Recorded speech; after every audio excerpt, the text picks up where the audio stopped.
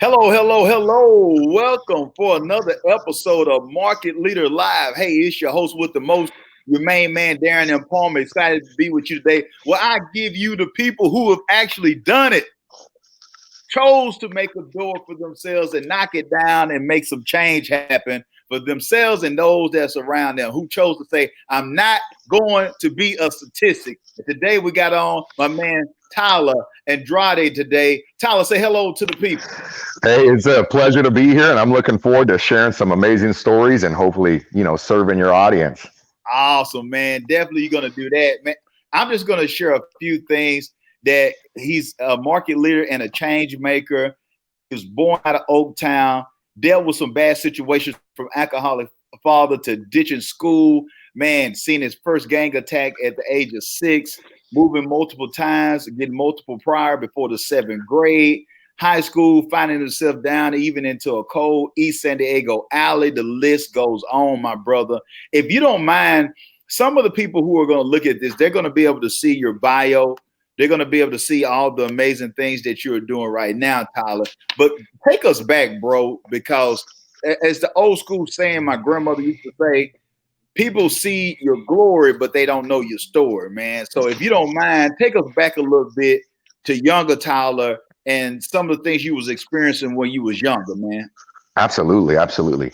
So, as you said, I was born in Oakland, California, and as you know, like Oakland, Oakland is one of those that either makes you or breaks you. There's no gray, and I firmly believe it made us.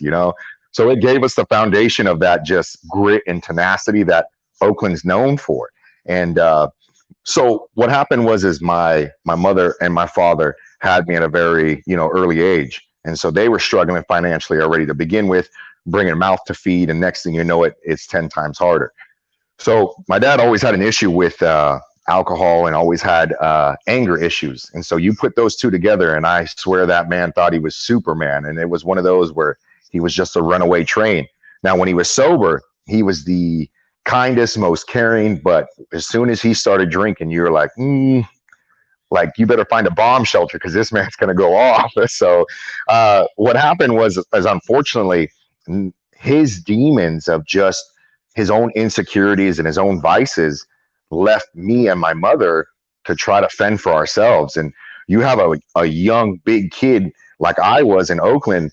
And one of the things is, being raised in the 90s, I was always left, like I had a key from kindergarten to get myself into the home, walk to school, walk home. And what happens is not having a father figure, you become desperate for acceptance and desperate for approval super quick because you just want a male figure to kind of be like, yeah, you're doing good, or to ultimately take you under their wing. Because if you don't have it as a growing boy, there's a void within you. And don't get me wrong, like I've always been a hard-headed, stubborn kid.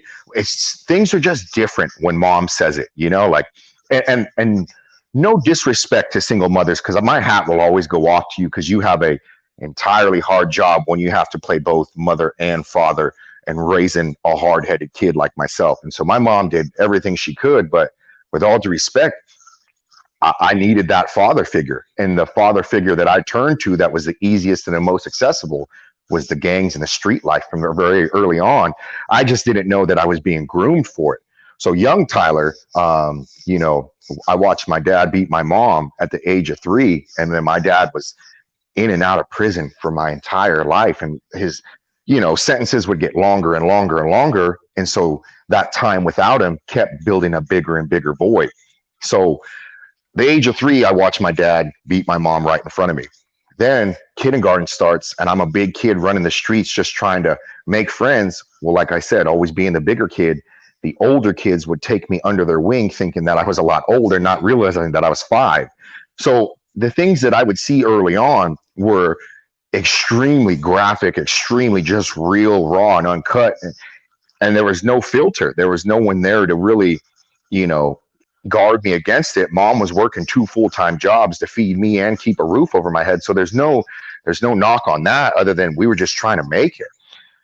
So as you kind of get into this street life and it just becomes real, honestly, it just becomes real manipulated in the sense where little things start turning to bigger and bigger and bigger and bigger things. But the way it's done and the process it's done is you don't realize it until you're in too deep and you're in too deep. And then when you realize it, it's too late.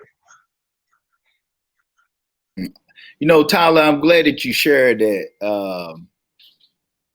that perspective, because we're dealing with society like you brought up earlier. It's nothing against anyone, but it's something different. I think society as a whole has tried to play a role like dads weren't needed. Now, of course, you don't want it to be a toxic dad, but dads are needed. It's just flat out. It's not knocking anybody. It's just like if you have a vehicle, you want all the tires. You don't say, well, the front tires is good, but we really don't need that thing called the back tires. I mean, it's a part of the overall vehicle, And so I think that's the same way when it comes to parenting as well. Of course, people had to step up because of issues or mental illness or whatever the situation was. If someone just dropped the ball, calling the spade a spade. But, in this day and age, I feel a need, like you said, because me too, man, when you talked about you needed that male figure to be able to say, hey, man, it means good. Because even though mom might say, hey, play good with your friends, let everyone share the ball. But when you growing up and you out there where mom is not, and you get slapped, you talk bad to, cursed out, what I'm saying? As we say in Texas, cussed out. Let me take the R out of there. You getting cussed out and, somebody punch you in the face, didn't care if you had the rule or not. You got to learn quick to survive, man, especially if you're a kid or whatnot. So I love when you share that. And also, I want to go a little bit further into this, man, because you can find yourself where that becomes the normalcy. So even though it's dysfunctional, it becomes the norm. So let's just go, Tyler, to fast forward a little bit. When did you start having that aha or that epiphany, that light bulb moment of like, man, I'm in here or I'm in this life, but I need to make a change, and kind of start carrying us through that part of your life?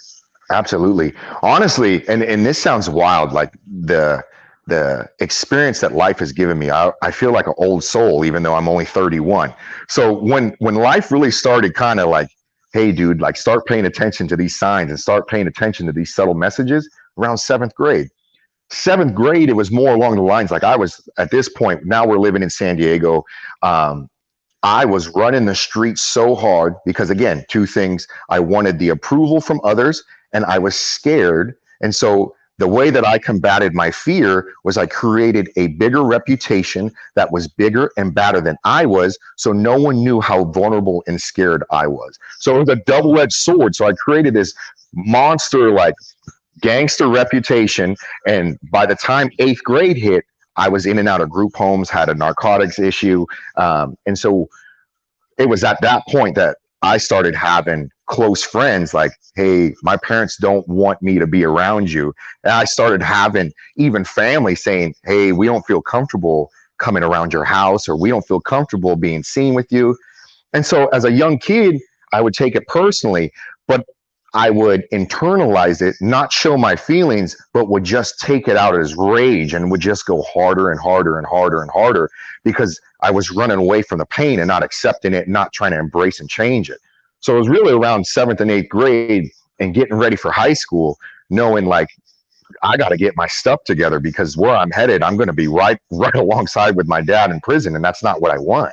So that's a good question. Honestly, it was seventh and eighth grade started to open up my eyes, but as a man, and I mean this genuinely, it wasn't until about 28 that I truly started to see everything unfold and how connected it was back to my childhood. And that's really when all the growth started kicking in. And that's really when all the magical and divine intervention was kicking in as well. And it's hard because I had my son at 18. And so having a kid at 18, not having a father figure, and the only role models I ever had were negative influences. I mean this, and it even breaks my heart now. I was not the father I needed to be to my son because I didn't even understand the cycle that I was in and was continuing the negative cycle that I was in and bringing it now to my son, who now, with all due respect, is like, I'm a fresh young kid. Like, and here you are subjecting me to all your issues and don't even realize it. So that, again, like realizing and piecing the big puzzle together, a lot of childhood trauma needs to be dealt with quick, because if we don't deal with it, we're only going to just restart the cycle with our own kids. You know what? You know, Tyler, when I hear you share that, man, and for those who are listening, I know you're hearing Tyler's story, but what is that childhood trauma that you're dealing with? What is it that you being called fat that's still bothering you now? Even if you might be in the best of shape now, you still view yourself from that older woman at church who called you fat that time and you hadn't gotten over it. Or that last relationship or the last marriage you was in where someone talked about you, about your weight or your skin color or your size or your height, or you not getting a promotion in corporate and you feeling inferior and others are going up the corporate ladder and you are dealing with it. And that toxic idea of who you think you are is interfering with your relationship, whether it's with your kids, and allowing for some of you not to even be able to find love with someone, with a significant other, because you haven't dealt with it. And it's going to show out. How many of you, even though, yes, it looks great on IG, you ball and shout calling, but you're dealing with some issues because you might be killing it in business or entrepreneurship, but secretly you got some hidden demons that you haven't dealt with, and they're starting to follow you or whatnot by the vices that you're into, the things that you're doing when no one is not looking. So when Tyler is talking to us,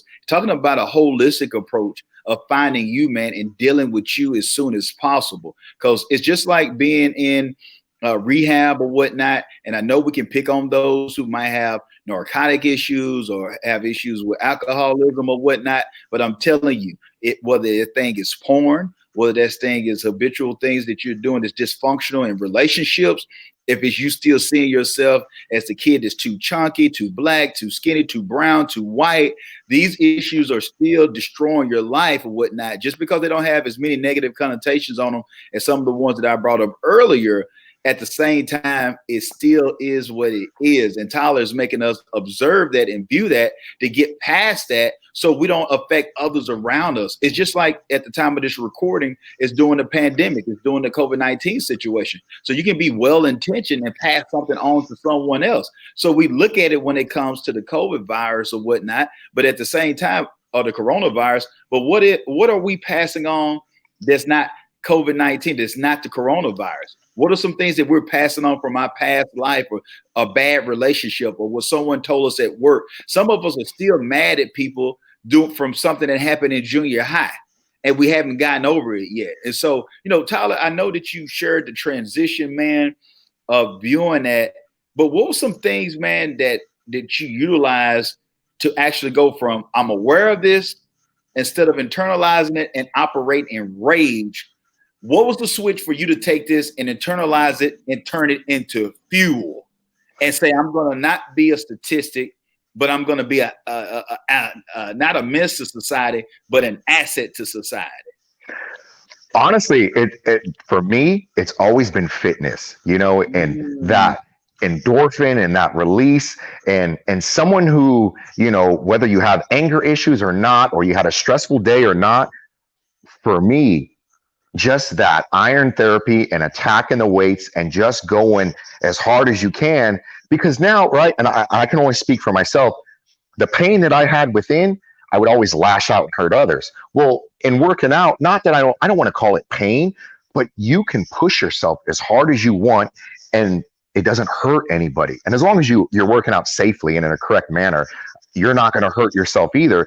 But there's this certain release of just like, it's just that, like that big inhale, exhale, and next thing you know what, you're like, I feel good, you know, and you're centered and you're aligned and you're like, everything's just a complete clarity. And so to me, it is a mandatory, like it is scheduled in and no one messes with that on my calendar. Like, hey, don't touch those times.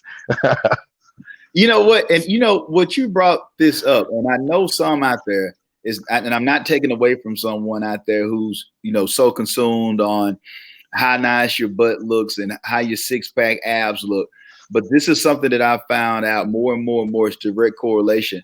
When we talk about mental health, that's what Tyler is sharing with us, the holistic approach, man. I mean, the working out doesn't mean that you can't have some of those other goals or whatnot that I just brought up or whatnot, if that's a goal of yours.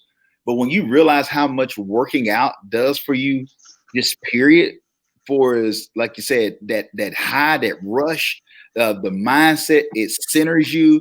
Now all of a sudden you don't have the anxiety that's wearing on you. You're not, so you can be able to think clearly, make wise decisions, be strategic instead of in panic mode, be proactive instead of reactive. It's so many things that are beneficial by you working out and utilizing that energy in a positive way. And Tyler, not only are you working out, man, but I mean, you've been able to become an influencer, man. So, bro, I mean, it's just so many ways that people like, you could be in there for a life sentence right now. You could be dead right now, man, but you're here, you're positive, you're growing, you're able to reflect back and say, yeah, hey, you know what? Let me raise my hand. Yeah, I did that, but also I chose to learn from that.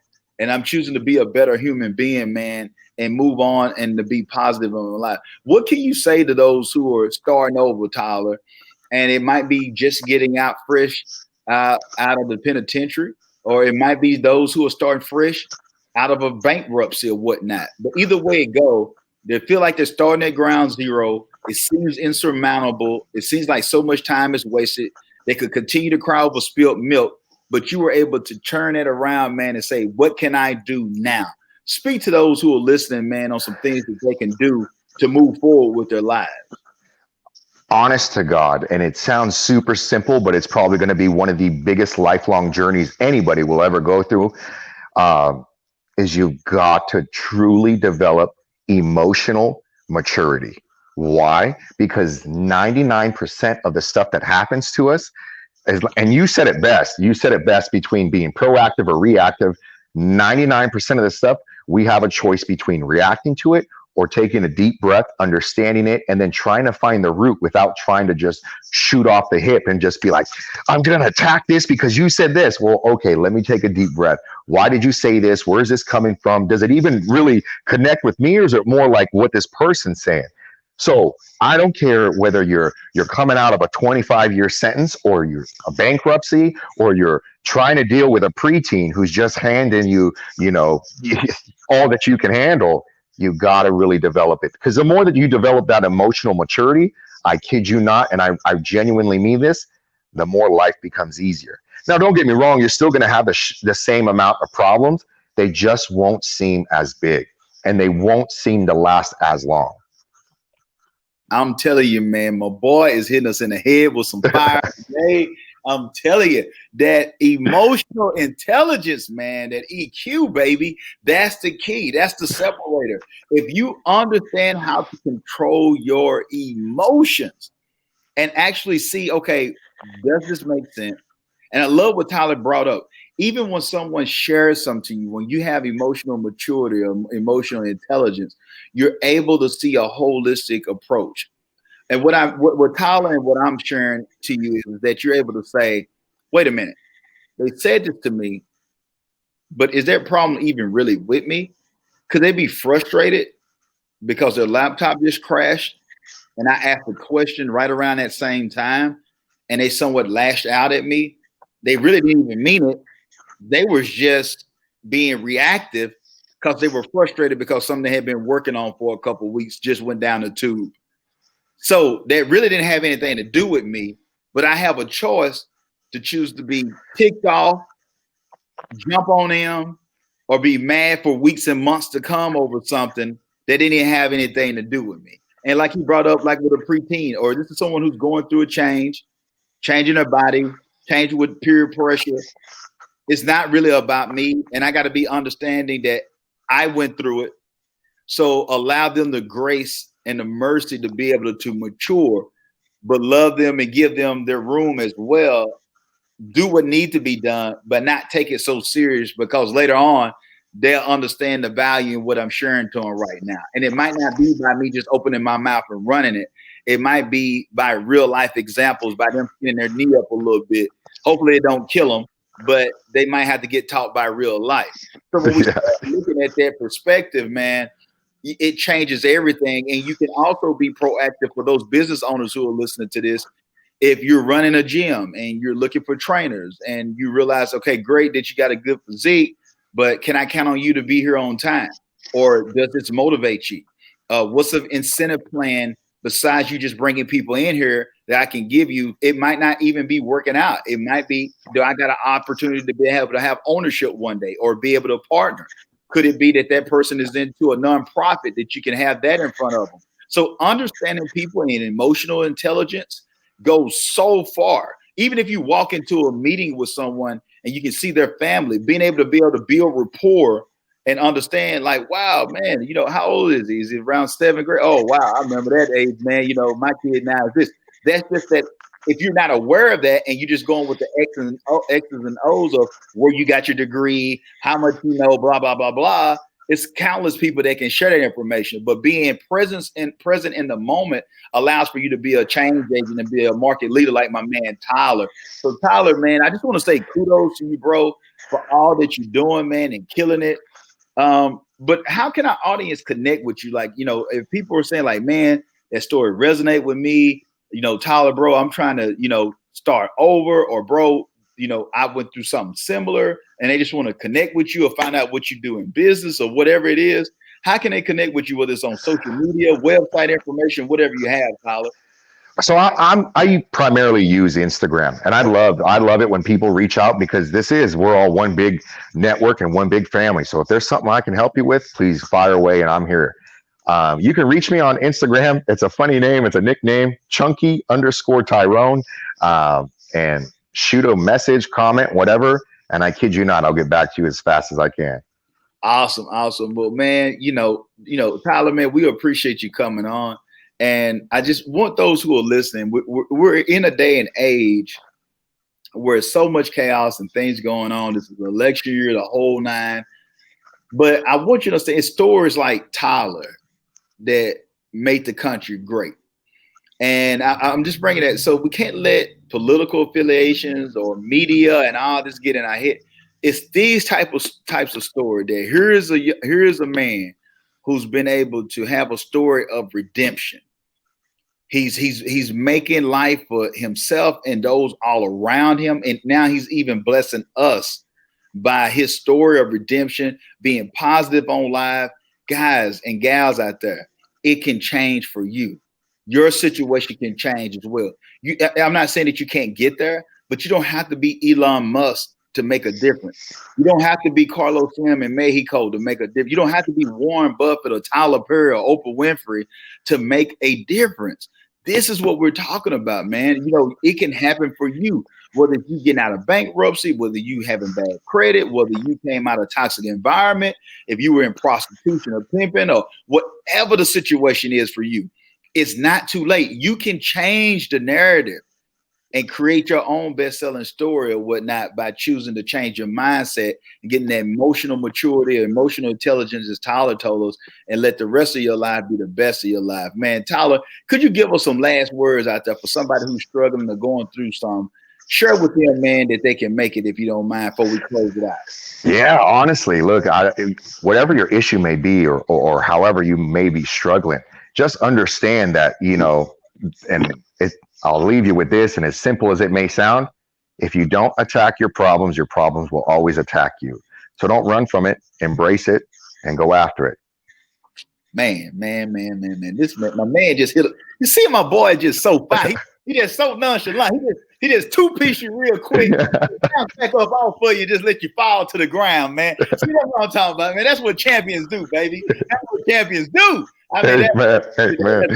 I love that, man. Tyler, man, once again, brother, nothing but gratitude.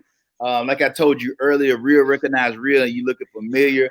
Kudos to you, brother. If you were doing stuff bad, everyone would have something to say about it. But man, I'm telling you, you're knocking it out the park. You're inspiring us all, man. Whatever you do, brother, I know I'm preaching to the choir right now, but keep going, man. We need more people like you. We need dads like you to show people that, hey, I can fall down, but I can get back up. And that's the key to life, because we're all going to fall down.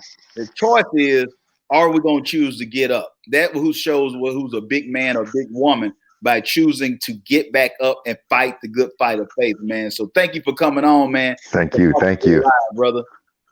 I appreciate you guys. Thank you so much. Awesome. For those who are tuned in, remember, if you won't change, be the change. Until next time, be blessed and be great.